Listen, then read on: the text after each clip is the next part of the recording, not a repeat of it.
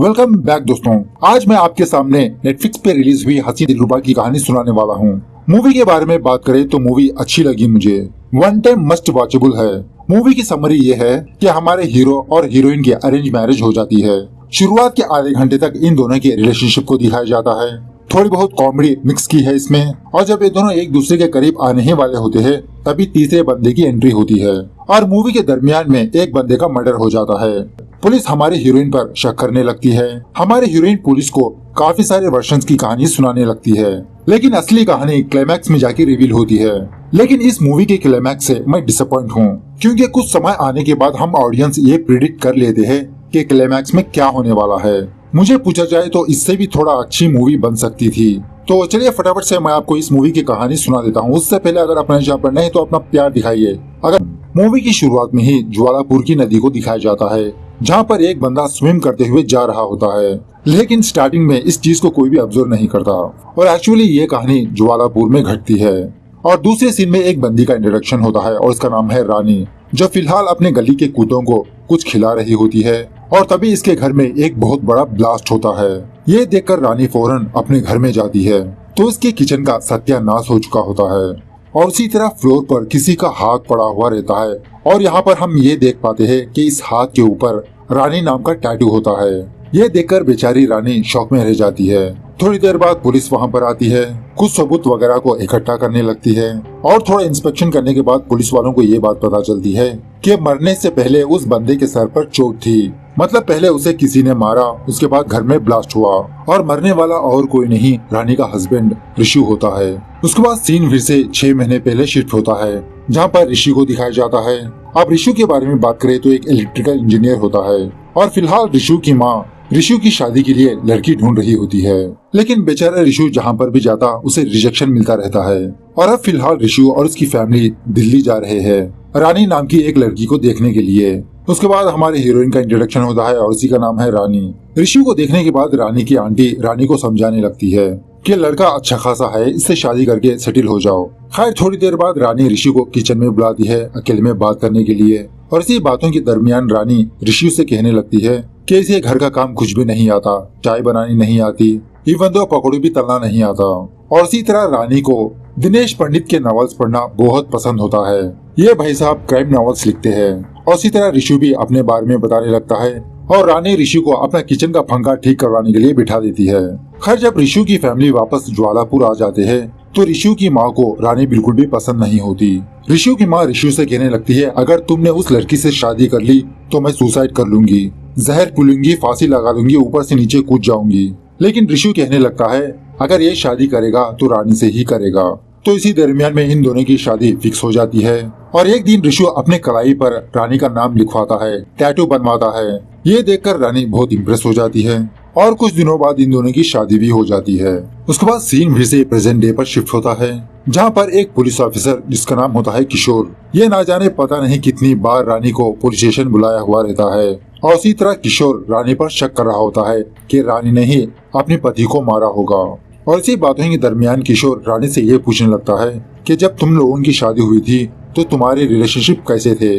रानी बताने लगती है थोड़े अच्छे थोड़े बुरे। इस तरह से मूवी के दरमियान में इन दोनों के सीन्स को भी दिखाया जाता है। तो मैं सीन्स को शिफ्ट ना करते हुए कहानी को कंटिन्यू सुनाऊंगा।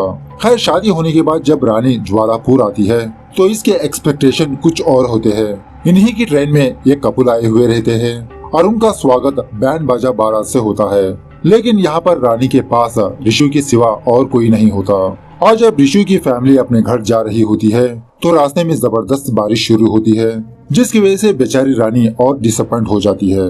खैर ये लोग किसी भी तरह करके घर आ जाते हैं। ऋषि के बारे में बात करें तो ऋषि शाय किस्म का बंदा होता है और बेचारा पहली रात कांड करने के बजाय बारिश का पानी साफ करने लगता है। इसे देखकर बेचारी रानी चुपचाप सो जाती है। जब सुबह होती है तो रानी की आंख 10:30 बजे खुलती है और यहाँ पर सास बहू के बीच तू मैं होने लगती है, क्योंकि रानी को चाय बनाने तक नहीं आती। चाय की तो दूर की बात, इसने कभी किचन में कदम रखा ही नहीं। इन दोनों की तू मैं सुनने के बाद ऋषि इन दोनों से कहने लगता है फिक्र मत कीजिए, मैं चाय पकौड़े बना दूंगा। खैर उसी दिन रात रानी किसी चीज को लेकर ऋषभ पर भड़कने लगती है और दूसरे दिन सुबह रानी के पास कुछ काम ना होने की वजह से रानी अपने ससुर जी को सर पर मेहंदी लगाने लगती है। क्योंकि रानी को ब्यूटी पार्लर का काम बहुत अच्छी तरह से आता है। ऋषु का एक दोस्त होता है और ऋषु को समझाने लगता है कि भाभी को घर गृहस्थी समझाओ, एक टाइम टेबल रखो, उस टाइम टेबल के हिसाब से तुम भाभी जी से कुछ मांगते रहना, कभी चाय कभी पकौड़े। इस तरफ रानी की माँ और आंटी रानी को कॉल करते हैं और रानी को समझाने लगते हैं कि किस तरह से अपने पति को अपने जाल में फंसाना है, उसे लुभाना है, कैसे अपने वश में करना है। सुबह होने के बाद ऋषु प्रैक्टिस करने लगता है कि किस तरह से ये रानी से चाय मांगेगा। खैर बहुत प्रैक्टिस करने के बाद जब ऋषु रानी के पास जाता है चाय मांगने के लिए, तो रानी अपना पल्लो हटा देती है, जिसकी वजह से बेचारा ऋषु खुद शर्मा जाता है और वहाँ से चला जाता है। इस तरह से जब कभी भी ऋषु रानी को कोई चीज मांगने वाला होता है तो रानी अपना पल्लो हटा देती है, जिसकी वजह से ये कुछ फरमाइश ही नहीं कर पाता। खैर 2 या 3 दिन गुजरने के बाद हमारा शेर अपनी भूख मिटाने के लिए रेडी हो जाता है और जब रानी आती है तो पता नहीं ये लोग क्या करने लगते हैं, एक की साड़ी एक पहनने लगते हैं। खैर साड़ी का प्रोग्राम होने के बाद ऋषु अपना परफॉर्मेंस दिखाता है, लेकिन बेचारे की इंजन स्टार्ट होने से पहले स्टॉप हो जाती है क्योंकि बेचारे का पेट्रोल खत्म हो जाता है। यह देखकर बेचारी रानी बहुत डिसअपॉइंट हो जाती है और बाथरूम में जाकर बेचारी अपनी किस्मत को कोसने लगती है। जब सुबह होती है तो रानी की माँ रानी को कॉल करके रात का कांड पूछने लगती है, तो रानी अपनी माँ को डांटने लगती है कि इसे लव मैरिज करनी थी, लेकिन इसकी माँ ने जबरदस्ती अरेंज मैरिज करवा दी। और यहाँ आने के बाद ये बात पता चली कि ऋषु फट्टू निकला और ये सारी बातें बाथरूम में रहकर ऋषु सुन रहा होता है, जिसकी वजह से बेचारा का दिल भी छोटा हो जाता है। और एक्चुअली इन दोनों का हनीमून जाने का प्लान था, लेकिन ऋषु अपनी मैरिड लाइफ एंजॉय करने के बजाय अपने ऑफिस कंटिन्यू करने लगता है। जैसे जैसे दिन बीतते जाते हैं ऋषु रानी से बात करना बंद कर देता है और एक दिन रानी ऋषु से पूछने लगती है क्यों मुझसे दूर भाग रहे हो। ऋषु सच बताने लगता है कि उस दिन ऋषु ने रानी और उसकी माँ की बातें सुन ली थी। यह सुनने के बाद रानी एम्बैरेस फील होने लगती है। उसके बाद ऋषु रानी से पूछने लगता है कि आपको किस तरह का लड़का चाहिए, तो रानी अपने फैंटेसी बॉय के कुछ गुण ऋषु को सुनाने लगती है कि वो नॉटी हो, स्मार्ट हो, डैशिंग हो, लेकिन इनमें से एक भी गुण ऋषु के पास नहीं होता, जिसकी वजह से इन दोनों की दूरियां और बढ़ जाती है। और एक दिन रानी ऋषु से हनीमून के बारे में पूछने लगती है कि एक्चुअली ये दोनों हनीमून के लिए गोवा जाने वाले थे, लेकिन ऋषु हनीमून की टिकट्स फाड़ देता है और उसे कहने लगता है ये रहा तुम्हारा हनीमून। खैर दूसरे दिन नील नाम का एक बंदा ऋषु के घर आता है और नील ऋषु का एक रिलेटिव होता है और उसी तरह नील यहाँ पर कुछ दिन रहने के लिए आया है। उसी दिन नील ये देखता है कि रानी दिनेश पंडित की किताब पढ़ रही है और नील भी दिनेश पंडित का बहुत बड़ा फैन होता है। और इसी बातों के दरमियान नील रानी की तारीफ करने लगता है कि वो बहुत अच्छी दिख रही है। ये सुनने के बाद रानी मुस्कुराने लगती है और अपना फोन लेकर एक सेल्फी लेती है। और रानी जब कभी भी नील को देखती है तो रानी को अपना फैंटेसी बॉय याद आने लगता है, मतलब नील के अंदर वो सारे गुण होते हैं। और उसी वक्त रानी पहली बार किचन में जाती है चाय बनाने के लिए और उस वक्त किचन में ऋषु होता है। तो रानी चाय बनाने के लिए स्ट्रगल कर रही होती है तो ऋषु रानी की हेल्प करने लगता है और रानी को ऐसा करते हुए ऋषु ये समझने लगता है कि रानी ऋषु के लिए ही चाय बना रही है, वो सीख रही है। ऋषु ऑफिस जाने के बाद रानी फौरन चाय लेकर नील के पास आती है, मतलब एक्चुअली रानी ने नील के लिए चाय बनाई होती है उसे मिलने के लिए। और रात होने के बाद रानी फिर से किचन में जाती है खाना पकाने के लिए। ये देखकर ऋषु की फैमिली शॉक में रह जाती है और रानी खाना बनाना भी नील के लिए ही सीख रही होती है। दूसरे दिन नील रानी, ऋषु और एक और फ्रेंड को बोटिंग के लिए ले जाता है और इसी दरमियान में रानी उस बोट से नीचे गिर जाती है और नील फौरन पानी में कूद के रानी को किनारे पे लाता है। खैर दूसरे दिन जब रानी किचन में खाना बना रही होती है तो नील पानी लेने के लिए वहाँ पर आता है और नील वहाँ से जाते आते रानी के बाल संवारने लगता है, मतलब रानी के कुछ बाल सामने होते हैं, उन बालों को लेकर वो कानों के पीछे रखता है और वो वहाँ से चला जाता है। नील जाने के बाद रानी फौरन नील के कमरे में आती है और उसे वार्निंग देने लगती है कि दोबारा ऐसी हरकत मत करना, लेकिन रानी के मन में कुछ और होता है। वो चीज नील पहचान लेता है। फौरन नील रानी को अपने पास खींच के उसे चुम्मा चाटी करने लगता है। उसके बाद इन दोनों में कांड होने लगता है। खैर जब डिनर का वक्त होता है तो नील रानी से मटन बनाने के लिए कहता है, लेकिन ऋषु की माँ एक वेजिटेरियन होती है, वो इस बात के लिए अलो नहीं करती, लेकिन इसके बावजूद भी रानी मटन लाने के लिए मार्केट जाती है। और यहाँ पर मैं आपको ये बात बता दूं कि रानी भी एक वेजिटेरियन होती है। खैर जब रानी मटन लाती है तो ऋषु की माँ रानी को वहीं पर रोक देती है कि इस घर में मटन नहीं पकेगा। तो उस मटन को पकाने के लिए ऋषु रानी को एक सेपरेट कमरा दिखाता है। इस कमरे में चूल्हा गैस वगैरह शिफ्ट करता है और ऋषु ये समझ रहा होता है कि रानी इसके लिए ही मटन पका रही है। खैर ऋषु जाने के बाद रानी नील के पास आती है और उसे कहने लगती है कि मैं तुम्हारे लिए मटन बना रही हूँ। नील रानी से कहने लगता है कि अगले हफ्ते मैं दिल्ली चला जाऊंगा। तो रानी कहने लगती है ये तो अच्छी बात है, मैं भी तुम्हारे साथ आ जाऊंगी। अब रही बात ऋषु की, मैं हम दोनों की बात ऋषु को बता दूंगी, ऋषु समझ जाएगा। खैर रात होने के बाद जब रानी मटन पकाकर डाइनिंग टेबल पर लाती है तो तभी इसकी सास कहने लगती है कि नील तो कब का जा चुका है बिना किसी को बताए, पता नहीं क्या जल्दी थी उसे। तब जाके रानी को समझ में आता है कि नील रानी को छोड़ के भाग गया। खैर थोड़ी देर बाद ऋषु ऑफिस से घर आता है और रानी के हाथ का मटन बहुत खूब से खाने लगता है। और इसी दरमियान में रानी अपनी और नील के बारे में बताने लगती है कि रानी नील से प्यार करने लगी थी और उसी के लिए ये मटन बनाई, लेकिन नील भाग गया। इसकी बातें सुनने के बाद ऋषु रानी को कुछ भी नहीं कहता, वो चुपचाप मटन खाते रहता है। उसके बाद सीन फिर से प्रेजेंट डे पर शिफ्ट होता है। रानी की ये कहानी सुनने के बाद किशोर ये समझ रहा होता है कि रानी ने अब तक झूठी कहानी सुनाई। रानी और नील ये दोनों मिलकर ही ऋषु को मार दिया। और किशोर रानी से कहने लगता है आप कब तक बच पाओगी, पहले मुझे मर्डर वेपन मिल जाए तब मैं आपको सलाखों के पीछे भेज दूंगा। खैर सीन फिर से पास्ट में जाता है। दूसरे दिन सुबह ऋषु अपने घर के पीछे की नदी में डुबकी मारता है। वो दिल्ली की बस पकड़ता है, नील के पास जाकर उस पर हमला करने लगता है, लेकिन उल्टा नील ऋषि को बहुत मारने पीटने लगता है। थोड़ी देर बाद नील खुद ऋषि को अपने घर बुलाता है। ऋषि नील से पूछने लगता है अगर तुम दोनों एक होना चाहते थे तो तुमने रानी को यहाँ पर क्यों नहीं लाया अपने साथ। तो बाद में पता चलता है कि एक्चुअली नील रानी के मामले में सीरियस नहीं था, वो एक फैमिली मैन बनना नहीं चाहता था। उसी दिन रात ऋषु दिल्ली से ज्वालापुर आ जाता है, अपने घर आता है। रानी ऋषि से पूछने लगती है कि इतनी देर कहाँ पर थे। तो ऋषि सारा सब कुछ रानी को सुनाने लगता है कि ये नील के पास गया था, मार खाकर आया है। ऋषि की बातें सुनने के बाद रानी धीरे धीरे ऋषि के पास जाती है और उसे माफी मांगने लगती है। प्लीज मुझे माफ कर दो, अगर तुम चाहते हो तो मैं यहाँ से चली जाऊंगी। तो ऋषि फौरन कहने लगता है प्लीज तुम यहाँ से चली जाओ, अब मैं तुम्हारे साथ नहीं रह सकता, मुझे इतना गुस्सा आ रहा है कि मैं तुम्हें मार दूंगा, उससे पहले तुम मेरी नजरों से चले जाओ। खैर दूसरे दिन ऋषि की माँ और पापा ये दोनों अपने किसी रिश्तेदार के पास जाते हैं। वो दोनों जाने के बाद रानी अपना बैग पैक करती है और ऋषि के पास आकर कहने लगती है क्या तुम मुझे रेलवे स्टेशन तक ड्रॉप कर सकते हो। ऋषि कहने लगता है नहीं, तुम खुद चली जाओ। तो बेचारे रानी अपने दोनों सूटकेस को घसीटते हुए अपने घर के बाहर लाती है, ऑटो रिक्शा का वेट करती रहती है।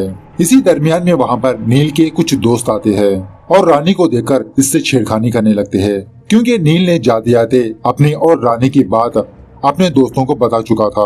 उन लोगों की बातें सुनने के बाद ऋषु घर से बाहर आता है और रानी से कहने लगता है तुम अंदर जाओ, मैं ऑटो रिक्शा के लिए देखूंगा। तो रानी उसी तरह से घर के अंदर जाती है। बहुत देर बाद ऋषु एक ऑटो रिक्शा को रोक देता है, लेकिन तभी रानी ये डिसाइड हो जाती है कि वो अपने घर वापस नहीं जाएगी, वो ऋषु के साथ ही रहेगी, क्योंकि जो काम रानी ने किया उसकी बेइज्जती ऋषु भी सह रहा है, जिसकी वजह से रानी ऋषु को अकेला नहीं छोड़ना चाहती।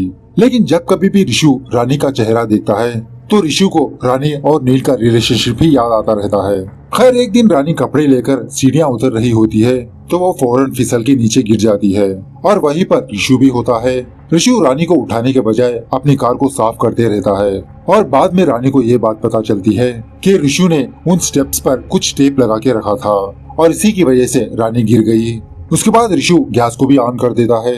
जब रानी किचन में जाकर चूल्हे को जलाती है, गैस लीकिंग की वजह से वहाँ पर बहुत बड़ी आग स्प्रेड होती है और इस आग की वजह से बेचारी रानी का हाथ जल जाता है। रानी को पता था कि ये काम ऋषु का ही है, लेकिन इसके बावजूद भी रानी उस घर से बाहर नहीं जाती, क्योंकि रानी ऋषु की आंखों में इसके लिए प्यार देखती है और इसी तरह ये सजा के काबिल भी है। खैर एक दिन रात रानी अपने घर के टेरेस के ऊपर खड़ी हो जाती है और ऋषु से कहने लगती है आओ अपनी भड़ास उतार लो, मुझे धक्का दे दो, यहाँ से मुझे मार दो। यह सुनने के बाद ऋषु फौरन रानी के पास जाता है और उसे धक्का देता है, लेकिन तभी रानी का हाथ पकड़ लेता है। थोड़ी देर ऐसे ही पकड़े रहने के बाद ऋषु रानी को अपने पास खींच लेता है।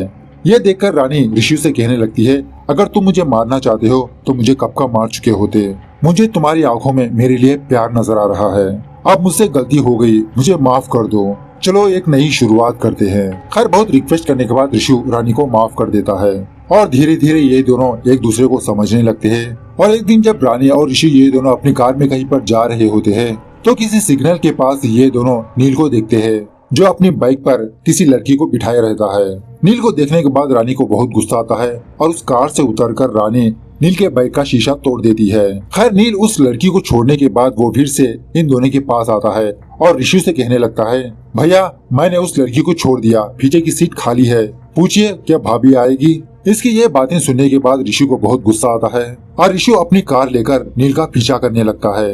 इस तरह से पीछा करते हुए ये लोग किसी सूखी नदी के पास चले जाते हैं और यहाँ आने के बाद ऋषि की गाड़ी फंस जाती है। खैर किसी भी तरह करके रानी और ऋषि ये दोनों अपनी गाड़ी को एक मैकेनिक के पास लाते हैं और ऋषि का ये चेहरा देखकर रानी ऋषि से बहुत इम्प्रेस हो जाती है और इसी में रानी को ये बात पता चलती है कि ऋषि चोरी चुपके दिनेश पंडित की किताबें पढ़ता है। उसके बाद क्या था, ये दोनों वहीं पर कांड करने लगते हैं। खैर वह सीन फिर से प्रेजेंट डे पर शिफ्ट होता है जहाँ पर किशोर कुछ पुलिस वालों को लेकर रानी के घर आता है और रानी के पड़ोसन का कुछ इस तरह का स्टेटमेंट होता है कि 2:30 बजे पहले नील आया, ऋषि के घर के अंदर गया, थोड़ी देर बाद ऋषि कुछ सामान लेकर अपने घर आया और थोड़ी देर बाद रानी अपने घर से बाहर निकली और रानी जाते जाते गली के बच्चों से ये कहा कि बेटा ऋषि भैया से कहो कि दरवाजा बंद कर ले। तो उसी तरह से वो दरवाजा बंद हो जाता है, लेकिन नाइबर का कहना होता है कि वो दरवाजा ऋषि ने नहीं बल्कि नील ने बंद किया। उसके बाद किशोर एक रिक्शे वाले को बुलाता है और ये रिक्शे वाला पुलिस वालों को बताने लगता है कि जिस दिन हादसा हुआ था उस दिन रानी इस रिक्शे वाले के पास ही थी, बाजार गई और उस वक्त उस घर में ब्लास्ट हुआ था। और तभी किशोर को पुलिस स्टेशन से एक कॉल आता है कि इस केस के रिलेटेड एक फुटेज मिली है और इस फुटेज में ये साफ नजर आता है कि नील ऋषि के घर के पीछे की नदी से भाग रहा है और किशोर यही फुटेज रानी को जाके दिखाने लगता है और इसे पूछने लगता है, बताओ तुम्हारा बॉयफ्रेंड कहाँ पर है। रानी का यही कहना होता है कि मुझे नहीं पता कि नील कहाँ पर है। यह सुनने के बाद किशोर को बहुत गुस्सा आता है और एक लेडी कांस्टेबल रानी को सेल में ले जाकर उसे बहुत बुरी तरह से मारने पीटने लगती है। इतना मारने के बावजूद भी रानी का आंसर यही होता है कि इसे नहीं पता कि नील कहाँ पर है। ये सुनने के बाद किशोर रानी को जाने देता है। बेचारी रानी लंगड़ते हुए अपने घर जाती है। दूसरे दिन किशोर फिर से रानी को पुलिस स्टेशन बुलाता है क्योंकि आज किशोर रानी को लाई डिटेक्टर का टेस्ट करवाने वाला है। तो ये टेस्ट करवाने से पहले रानी बाथरूम जाती है। बाथरूम में आने के बाद रानी एक कील की मदद से अपने पैर में चोट लगा लेती है क्योंकि अगर चोट होगी तो दर्द होगा तो हार्ट बीट हाई ही रहेगी। खैर उसके बाद रानी को कुछ पाइप्स वगैरह अटैच करके उस मशीन के सामने बिठा देते हैं और उस दिन का इंसिडेंट बताने के लिए कहते हैं। जिस दिन इंसिडेंट हुआ था उस दिन ऋषि के मम्मी पापा कहीं बाहर गए हुए थे और रानी ऋषि को कुछ सामान लाने के लिए बाहर भेजा था। जब ऋषि कुछ सामान लेकर वापस अपने घर आता है तो ऋषि ये देखता है कि अपने घर में नील आया हुआ है। ऋषि को देखकर नील ऋषि से कहने लगता है, ये देखो भैया रानी मेरे साथ आने के लिए रेडी है। हालांकि उस वक्त नील झूठ बोल रहा होता है। नील की बातें सुनने के बाद ऋषि रानी से कहने लगता है, रानी तुम बाहर जाओ, मैं नील से कुछ बात करना चाहता हूँ। तो ऋषि के कहने पर रानी बाजार जाती है और कुछ सामान लाने के बाद रानी जब गली के कुत्तों को कुछ खिला रही होती है तब इसके घर में ब्लास्ट होता है और जब ये अंदर जाती है तो रानी को ऋषि का हाथ नजर आता है और इसी तरह ऋषि की जली हुई बॉडी। रानी का बयान सुनने के बाद वो बंदा किशोर से कहने लगता है कि एक्चुअली पता नहीं चल रहा कि रानी सच बोल रही है या झूठ, क्योंकि स्टेटमेंट के दौरान रानी की हार्ट बीट एक ही लेवल की है। अगर हम रानी से हाँ या ना के सवाल पूछें तो कुछ लीड मिल सकती है। लेकिन तभी रानी को लंगड़ता हुआ चलता देखकर किशोर पहचान लेता है कि रानी ने अपने पैर में जख्म कर लिया है लाई डिटेक्टर से बचने के लिए। उसके बाद क्या था, फिर से इसको टेस्ट करने के लिए बिठा देते हैं और इन्हीं सवालों के दरमियान किशोर रानी से ये सवाल पूछने लगता है, क्या तुमने अपने हस्बैंड का कत्ल किया। तो रानी कुछ मैनेज करते हुए किशोर को बताने लगती है नहीं।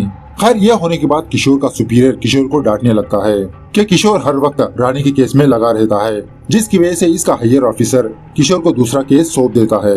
इस तरह से रानी का ये केस क्लोज हो जाता है और जब रानी साइन करके उस पुलिस स्टेशन से बाहर जा रही होती है तो इसकी आंखों में एक अजीब की चमक होती है, जैसा लगता हो इसने कोई जंग जीत ली हो। सीन फिर से 5 साल बाद शिफ्ट होता है जहाँ पर किशोर का ट्रांसफर हो रहा होता है और जब किशोर रेलवे स्टेशन पर होता है तो वही बुक स्टॉल पर किशोर को दिनेश पंडित की एक बुक नजर आती है। यह किताब देखकर किशोर रानी के स्टेटमेंट को याद करने लगता है कि रानी बीच बीच में अपने स्टेटमेंट में दिनेश पंडित के कुछ बातें बताती रहती है। किशोर को कुछ शायरी सुना रही होती है। किशोर इस कहानी को पढ़ना शुरू कर देता है और यहाँ पर इस मूवी का असली सस्पेंस रिवील होता है। उस दिन रानी ने ऋषि को कुछ सामान लाने के लिए बाहर भेजा था। जब ऋषि लौट के आता है तो ऋषि नील को देखता है और नील रानी के कुछ फोटोग्राफ्स ऋषि को दिखाकर इन दोनों को ब्लैकमेल करने लगता है। यह देखने के बाद ऋषि को बहुत गुस्सा आता है और ऋषु और नील के बीच हाथापाई होने लगती है। और जब नील ऋषु को मारने ही वाला होता है तो रानी ऋषु को बचाने के लिए एक गोश्त का टुकड़ा लेकर नील के सर पे वार कर देती है और नील का सर एक दीवार से टकरा जाता है। इसीलिए किशोर को मर्डर वेपन नहीं मिला, क्योंकि इस वेपन को तो ये दोनों काट के खा गए। खैर, नील को मारने के बाद इन दोनों को बाद में पता चलता है कि नील की मौत हो गई है और रानी पुलिस में जाने की बात करती है। लेकिन ऋषु रानी से कहने लगता है, नहीं, अगर तुम पुलिस में जाओगी तो तुम जेल जाओगी, मैं तुम्हारे बगैर नहीं रह सकता। तो अपनी पत्नी को बचाने के लिए ऋषु एक प्लान बनाता है। पहले ऋषु नील का एक हाथ काट देता है, बाद में ऋषु अपने उस टैटू वाले हाथ को काट देता है जिस पर रानी का नाम था। उसके बाद रानी ऋषु को नील के कपड़े पहना देती है और लोगों को दिखाने के लिए रानी बाजार जाती है। इसी दरमियान में ऋषु नील के ऊपर पेट्रोल छिड़क देता है, गैस ऑन करके दिनेश पंडित की बुक जलाने लगता है और जब ऋषु का घर ब्लास्ट होता है तो मौका देखकर ऋषु उस नदी में कूद जाता है। इसीलिए मूवी के स्टार्टिंग में एक बंदा एक हाथ से स्विम कर रहा था और ये बात किसी के ध्यान में नहीं आती। खैर, ये कहानी पढ़ने के बाद किशोर को बहुत हंसी आने लगती है कि एक पति ने अपनी पत्नी की जान बचाने के लिए अपना हाथ काट लिया। उसके बाद रानी को दिखाया जाता है जो ट्रेन से उतरकर कहीं पर जा रही है, लेकिन इसी के बगल में ऋषु भी होता है। और फाइनली दिनेश पंडित भाई साहब एक शायरी लिखते हैं, पागलपन की हद से ना गुजरे तो वो प्यार कैसा, होश में तो रिश्ते निभाए जाते हैं। वाह भाई साहब वाह। तो मूवी कैसे लगी कमेंट करके बताना जरूर। मिलते हैं अगली वीडियो में, तब तक take care, bye bye, see you soon.